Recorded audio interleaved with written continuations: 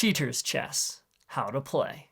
The rules are the same as regular chess, except for these changes. For a refresher of those rules, check out this video. During the game, each player is allowed to perform one illegal move by creating a new rule that both players must follow for the rest of the game. You may only create a rule while it is your turn, and you may only create one rule. The rule may only apply to one piece, and it must be the piece you are currently moving in the illegal way you are moving it. After you perform your illegal move, you must state out loud the rule you are creating. Your rule applies to all the pieces of the same type on the board, regardless of who controls them, as well as future promotions.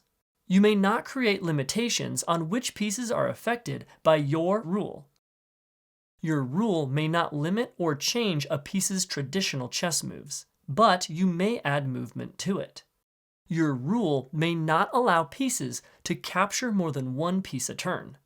Your rule may not affect a piece that is out of play so that you add it to the board, apart from promotions.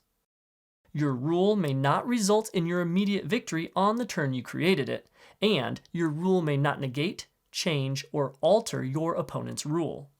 Rules that are created around specific locations on the board are mirrored for their opponent. For example, if Black's rule is that pawns promote on the 6th row, then White's pawns would promote on the 3rd row.